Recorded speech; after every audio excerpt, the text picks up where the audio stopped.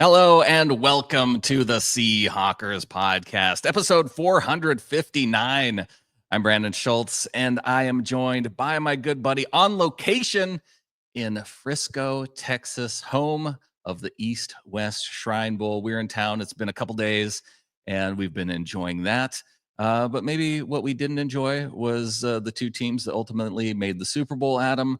And whether or not we enjoy it or not remains to be seen with our new offensive coordinator, Klint Kubiak, being hired and announced just as the game was starting between the Chiefs and the Bills. Yeah, absolutely. Curious timing, too.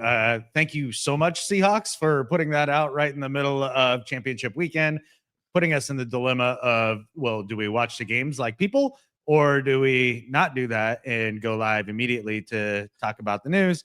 Obviously, we decided to watch the games, but that doesn't hide Brandon's extreme level of excitement for the Klint Kubiak hire. Brandon, on a scale of 1 to 4, what is your excitement level for Klint Kubiak? If I'm grading on a scale of 1 to 4, with 4 being the most possible excitement, I give this a 1.6. I'm so not excited about this hire, and it has nothing to do necessarily with the quality of coach that I think Klint Kubiak is. It has nothing to do with the type of play caller that I think he's going to be for our Seahawks. It all comes down to me, and maybe this is a silly reason for me to grade it low, but it comes down to process. I said on the last show, I said with the way this is set up, it feels like a PR move to hire Klint Kubiak so that all of us go, well, I want an offensive coordinator who has experience calling plays. I see all these other guys who they've brought in and interviewed, and apart from Thomas Brown, who's had a little bit of experience with the Bears, a little bit of experience with the Carolina Panthers as in interim type situations, they haven't had a full season of play calling experience. So it was clear among all the candidates that Klint was the most qualified if you're looking for someone who has called plays in the past. And I have a hard time being excited when if it was their goal to hire that type of person, then you bring in candidates who have that type of experience. And since I have nobody else to measure him against, I just can't get excited being that this is your one thing and now this is what you get. Well, I mean, you do have other candidates to measure him against, and even if they didn't bring him in for an interview, I mean, you can still measure him against, the possibilities of bringing in guys that have previous head coaching experience.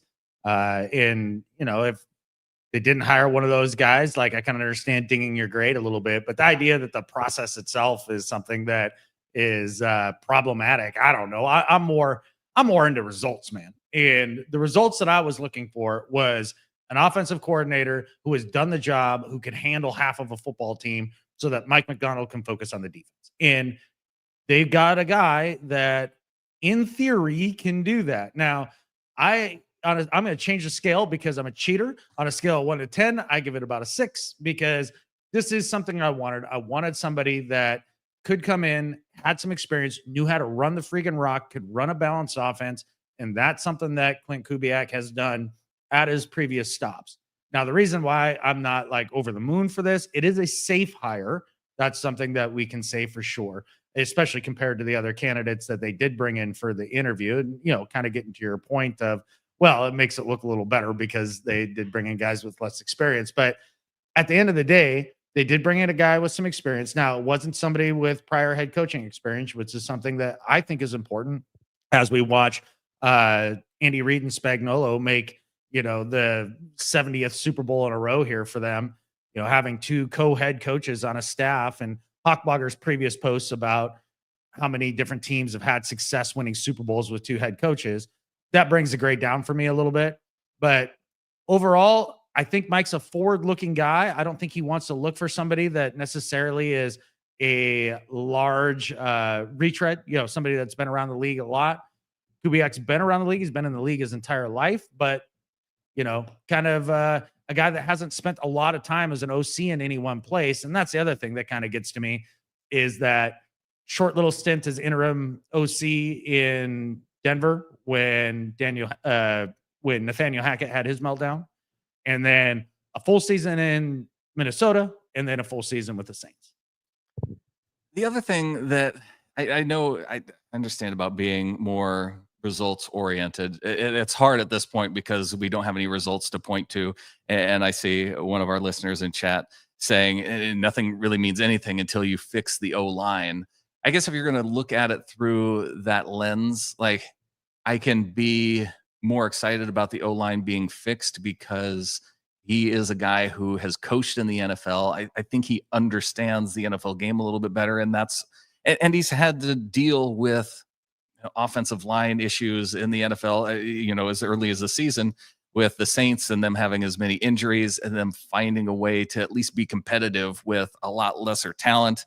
And you look at some of the games and you can see where, at least if you try and see that within those Saints games, and you just look at some of the play calling stuff and how he worked around that, like he has some background there to work with. And again, that's why I'm not completely out on this, because it's he has some experience. It's just that I wish that if the Seahawks were going to go with an offensive coordinator that didn't have experience, you're banking on kind of that upside and interviewing these guys that you think that they have some really clear upside based on their intellect, based on some of the way the coaching staff thinks. Like you hear about Grant Udinsky and some of these other young guys, or a guy who like Stefanik with the Packers.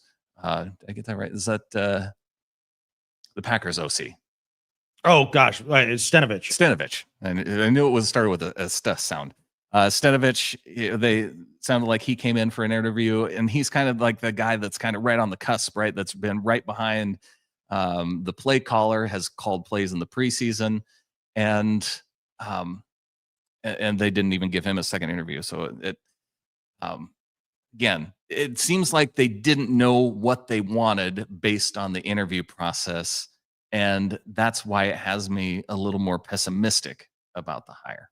Yeah, I don't know that the candidates themselves point to an idea that they didn't know what they wanted. I think that they had some criteria in mind. Well, I think one of the criteria was a more balanced offense. And that's something that Klint Kubiak has shown through his time at his different stops as offensive coordinator. And, one of the things that points to that is, let's take a look at his season as the offensive coordinator of the Vikings. He was, in terms of passing yards, he was middle of the pack. Kirk Cousins had a great year and went to the Pro Bowl. And then as far as rushing yards go, they were also middle of the pack. And then points per game was middle of the pack. And that's a little less exciting. But if you have both a passing game that's middle of the pack, a rushing game that's middle of the pack, you're probably not going to have one that's at the top of the league, right? You're probably going to be a very balanced offense, and they're going to look like middling numbers.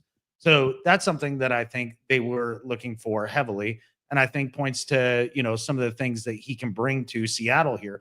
The other thing is when you look at his time in New Orleans, he had a fantastic first two games, right? They scored something like 90 odd some points in 2 games. And that's with the corpse of Derek Carr. And, the Saints offense was actually healthy at that point. Then they get just riddled with injuries, and not just to the skill positions, 9 different offensive linemen through the course of the season. We saw what happened when we were just working around right tackle for the most part all season. They obviously went back and forth between Bradford and Haynes at right guard, but it was one of those 2 guys all year, whereas it was a little bit more of a revolving door at right tackle. It was a revolving door on the entire offensive line basically for the Saints last year. And he still got to a middle of the pack rushing attack and managed to do it with Spencer Rattler at the helm for a good portion of that. And let's just face it, he's not an NFL quarterback. So being flexible and being able to work around big problems and still get an offense to, at the very least, a middling situation, I think that's a good deal. And that kind of comes to Dan Lowe Music's comment here. He's at a 12. So resetting the scale for himself. I love it, all the way up to 12. And he says mainly because the last game where they had a ton of injuries, playing against a team fighting for a playoff spot, watching what he did with Rattler at the helm, it looked awesome. And that kind of points to some of the things I was talking about there. I think if I'm to pick an area where I have more excitement, I don't necessarily even look to the New Orleans. I look more back to his time in Denver than where he took over for those final 5 games, because you look and you see, like, Russell Wilson was out one of those games. He had Brett Rippon as the backup quarterback, and they ran the heck out of the football. And I'm kind of excited about just that aspect of it. Like, you can see through his past, like, he understands the balance. And you talked a little bit about that, but we even saw it with Russell Wilson. And that was a big problem of one of the problems that they had throughout the season. And one of the reasons why the coach got fired is because they were so inconsistent on offense. But you look at the last 5 games of that Denver Broncos season when he was taking over as offensive coordinator, they scored 24 points or more in 4 of the final 5 games. They had a relatively balanced attack. I think in 2 out of those 5 games, they even had 200 plus rushing yard games. The other aspect of this that I'm kind of curious of where the flock is at, maybe where you're at, Adam, is that with this hire, I think it does signal that it would be good news for Geno Smith. Because if you look at what Derek Carr did in the offense through those first 2 games, and some of the deep shots that Carr was taking in that Saints offense, I do think that maybe this fits more of what Mike McDonald is trying to do, with the idea of being balanced and having the rushing attack, but also looking for some of those explosive plays. And I think you need Geno Smith, at least in the interim. And we can talk about some of the quarterbacks that we saw at the Shrine Bowl here through the first couple days. But I think it leads to good news for Geno Smith and sticking with his team. Yeah. Well, as far as like his future, I don't know that this really solidifies anything. But in terms of his potential production, I think it does bode well for him. And anytime that you can have, I don't know, a semblance of a run game so that the defense isn't teeing off on you behind a porous offensive line, down after down after down, like we saw this year, you're probably going to have a lot more production. And then also you pair that with his pedigree, the Shanahan Kubiak lineage of coaching. I mean, they rely heavily on a good run game and play action. And it's something actually we saw out of the Bills here. And one of the reasons I think they struggled on their last couple drives going down the stretch, they got the run game going in the second half. And then last few drives, did you see any play action? Because I didn't. And it really made it tougher on Josh Allen. And if he can come in, Klint Kubiak, and do that sort of thing with Geno Smith, run the rock, get to the play actions and the boots and all of that stuff, I think it's going to bode well for Geno's production going forward. That's for sure. And maybe even a little bit of DK's production too, because I think when you think about the types of weapons that he's going to want to be able to run his offense effectively, that he's going to want to keep as many of these guys around as possible. And I think that, again, I go back to the types of candidates that you had to choose from and the one that you ultimately went with. I feel like Kubiak's probably the more safer one if your window for winning you think is shorter, because I think the risk tolerance, it's kind of a risk tolerance type hire, and that makes the idea of winning sooner, I don't know, more into focus for me. Well, it does. And look, it is a safe hire, and that makes a lot of sense in terms of where Mike McDonald is right now with the Seahawks organization. Not that he's on the hot seat or anything like that, but after a first year with a failed hire in Ryan Grubb, you have to hit on this pick at OC. And so they bring in a guy that has had at least some success in the NFL, even though he's still a relatively young coach.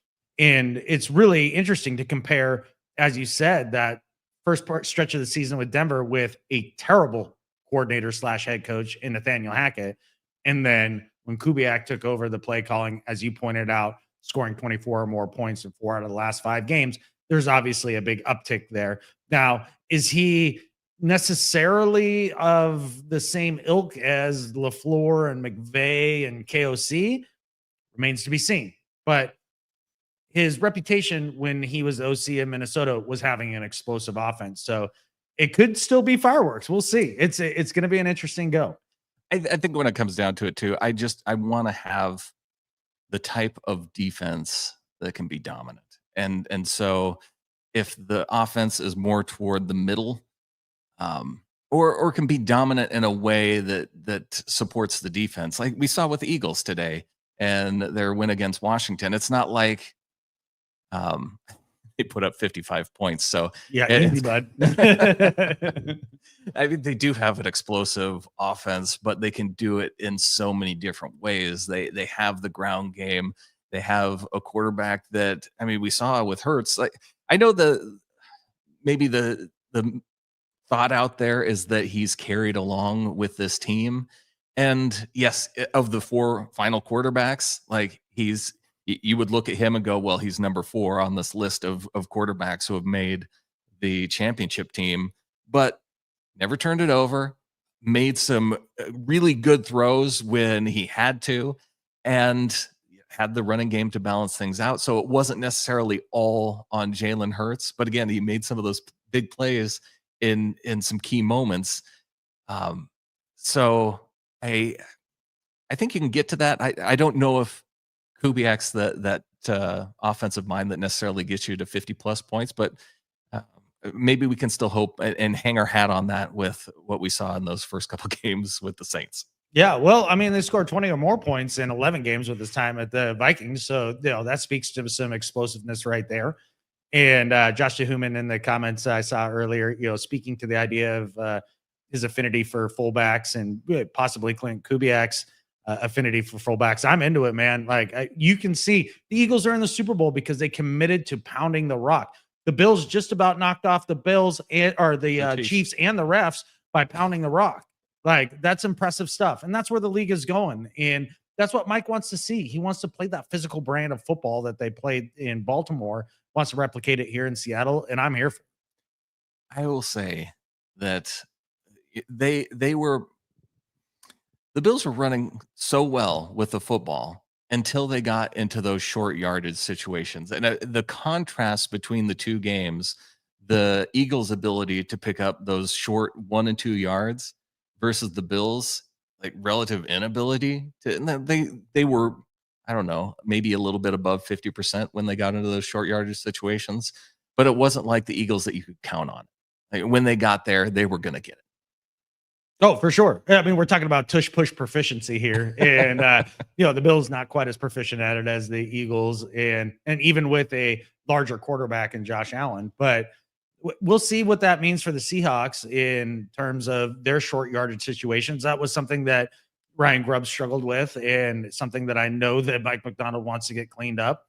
And I am confident that Klint can improve on those numbers, and just having a traditional, real NFL offense, I think, is going to do wonders in playing the complementary football that you were speaking to earlier, Brandon, that really is going to bring a lot of victories to this team and give you a chance to compete with the likes of the tops in the NFC and get yourself to a Super Bowl, because it is the formula. We saw it with Pete Carroll and Russell Wilson, and I'm excited to get back to it. I'm excited. I'm kind of bummed out, Adam, that when we go back to Shrine Bowl practice in the morning on Monday, that we may not see the Seahawks scouts that we ran into to be able to get their thoughts on the Kubiak hire. We ran into a couple today. I know you had some very key and direct comments as to the position group that they should be scouting, and I hope that they appreciated how direct you were about that. Hey, two fine gentlemen. Won't shout out their names or anything, but really cool guys. We were walking by, they saw our Seahawks hats on and all that. They're like, "Hey, go Hawks!" Turn around, we talked to them for a second.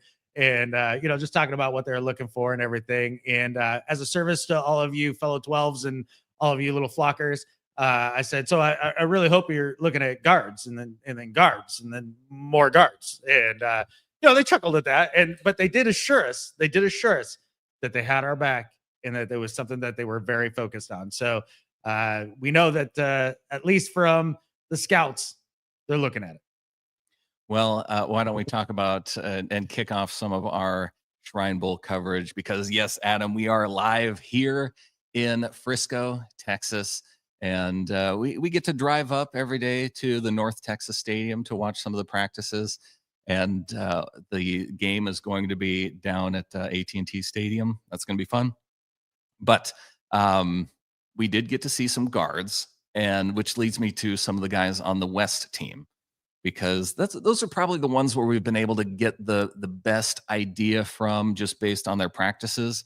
You can tell that they just have wildly different ideas of how they want to run their practices, because with the West, we get actual 1v1s between the offensive line and the defensive line.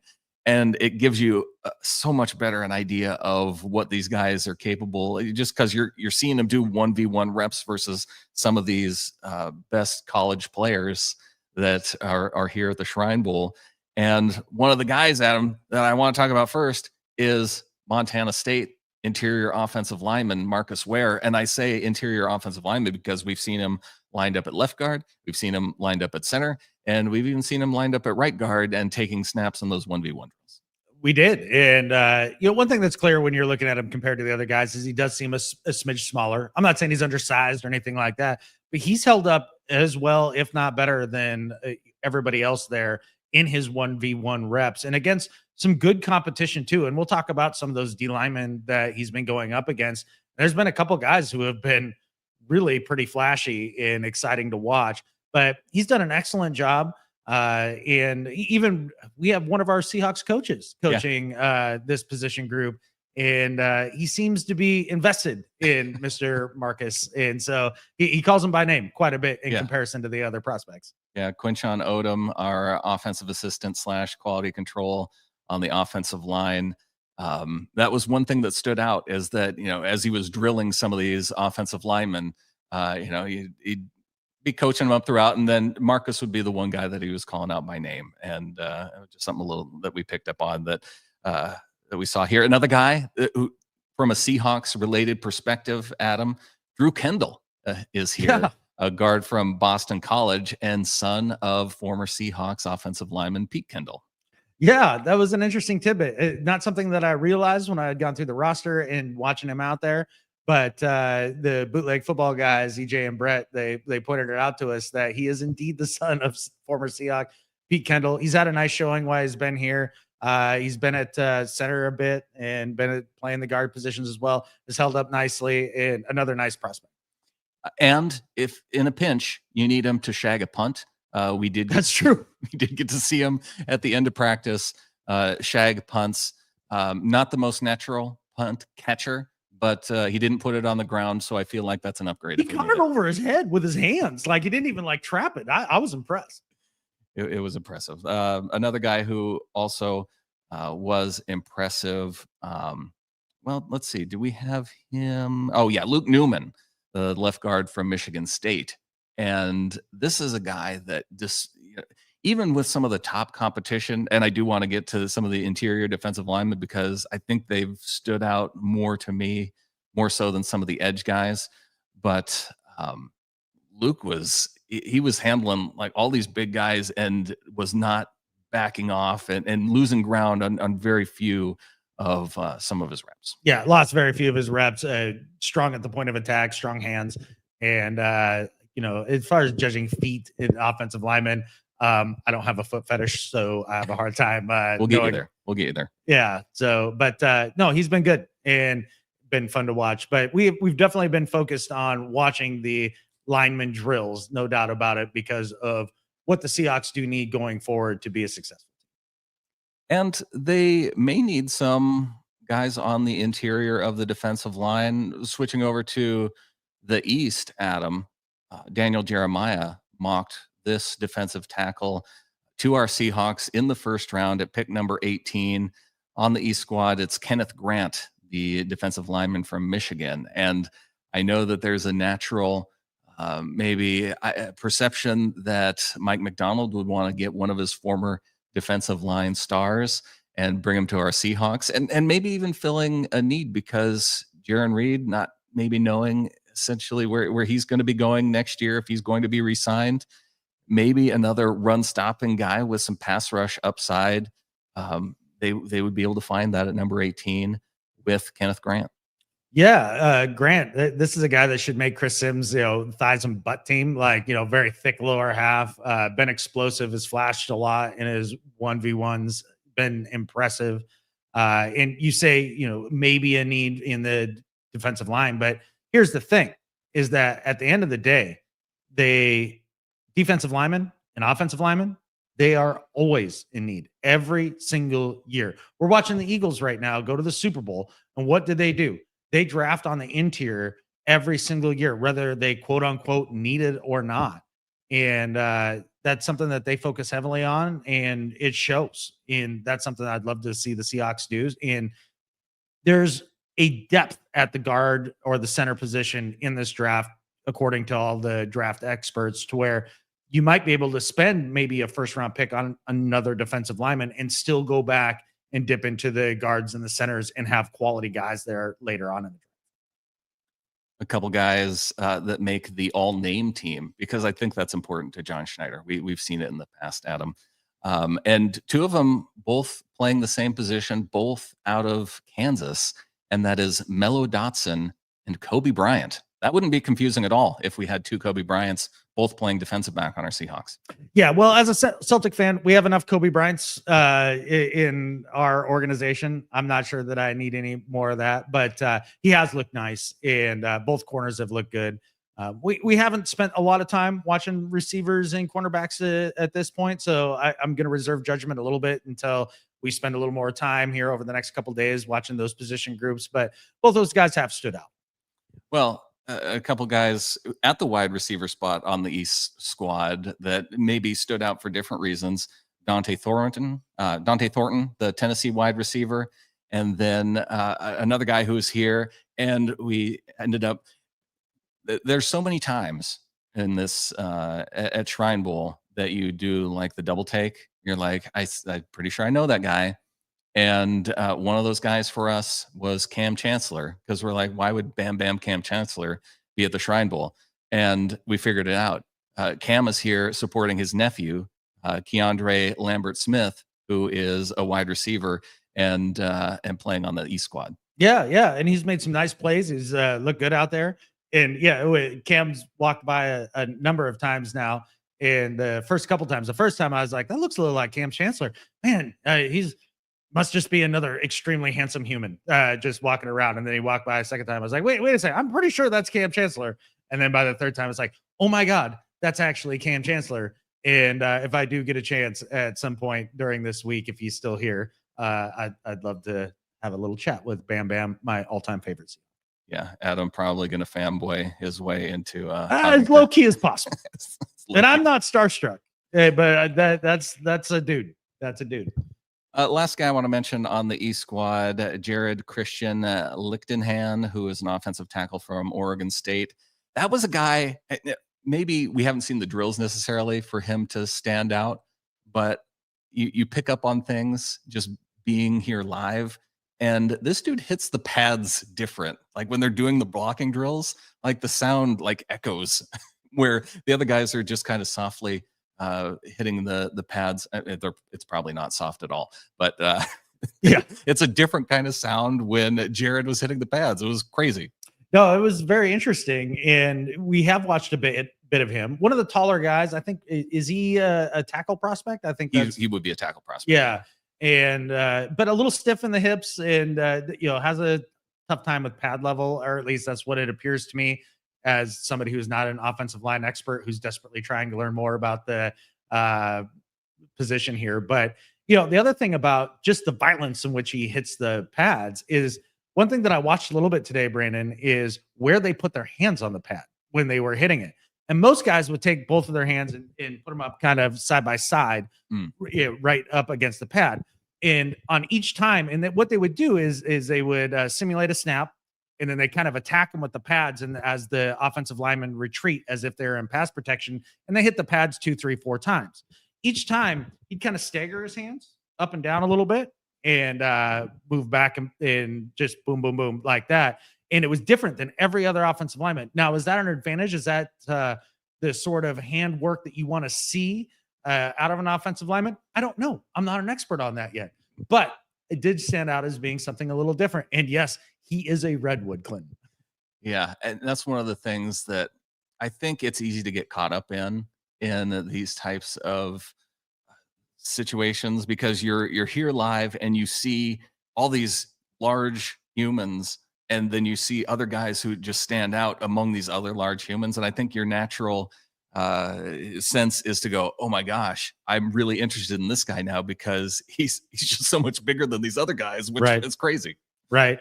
Yeah, and I can see how people get fall in love with traitsy guys rather than just focusing on production. And some of these guys, they stand out that way, no doubt.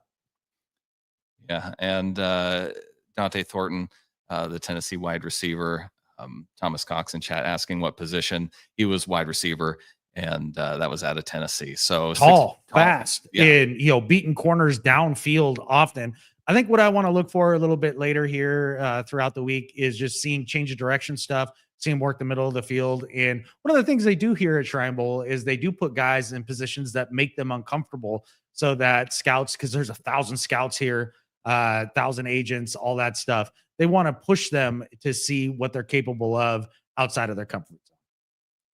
As we move back to the West and some of the interior defensive linemen, two guys that really stood out, Adam, were Jordan Phillips, the interior defender from Maryland, and CJ West from Indiana. And the reason why I keep saying interior defender instead of defensive tackle is because I don't know if this is NFL wide or if we're just starting to see this shift, but we've gone away from having defensive tackles, defensive ends, and outside linebackers.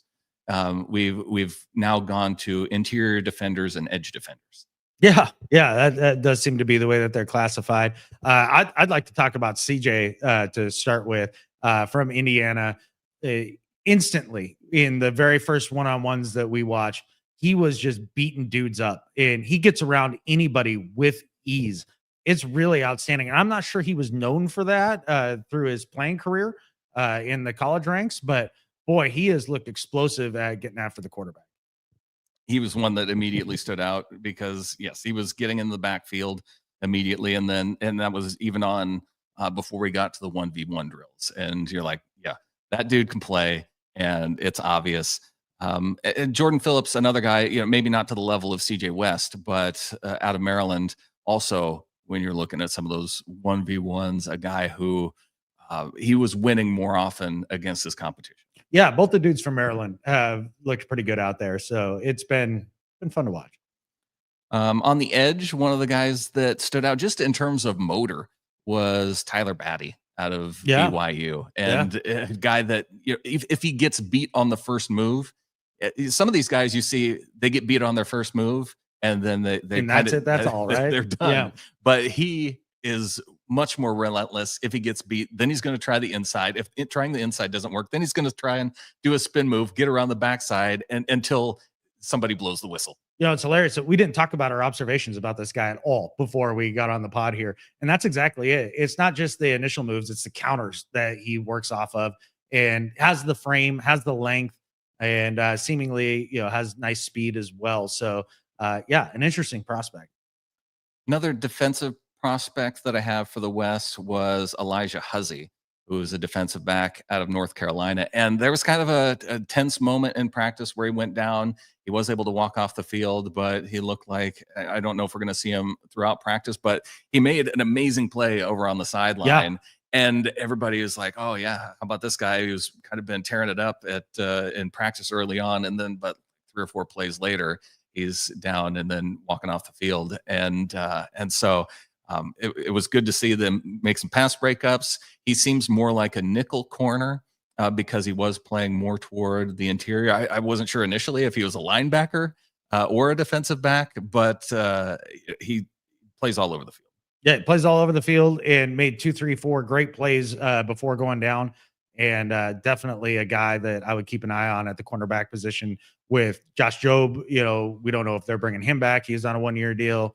And we'll see how it goes from there. I do think that the Seahawks do need another piece at corner, beyond just Reek and Spoon. So we'll see. I see Clinton in chat saying CJ West has a high run defense rating. Yeah.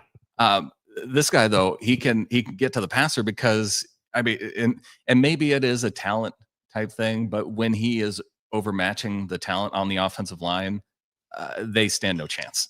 Yeah, like down in, down out. Like he is making plays, and known as a run defender in college, but maybe he's not asked to get after the quarterback in that way in his scheme at Indiana. And I feel like Adam, that goes through most of the players that I think that we had some notes on. One of the guys who we didn't get to see that people were excited about down here at Shrine Bowl was that Shadur Sanders, and a lot of the players from Colorado are here. Shadur coming down as well.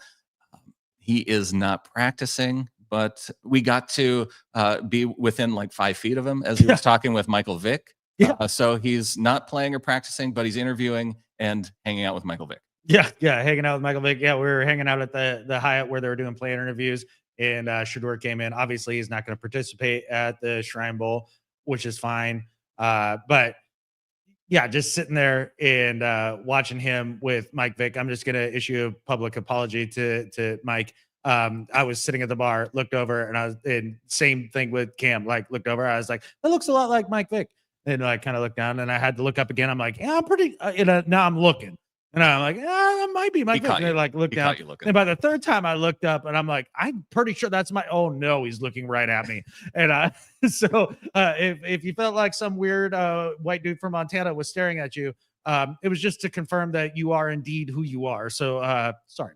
Yeah. A lot of moments like that. And we all apologize for any of those moments. Like Thomas Dimitrov, though, all very easy. To spot. That one did not take more than one take.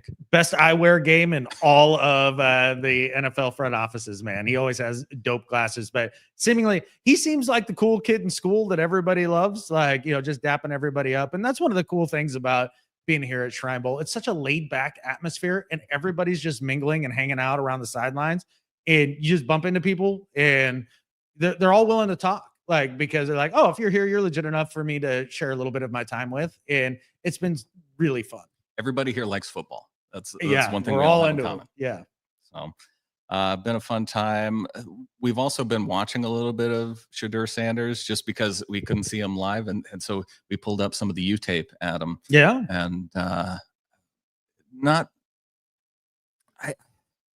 if he were to fall at the number 18, where would you be with Sanders? Say you just throw it out the window. Like, he's probably not going to fall that far.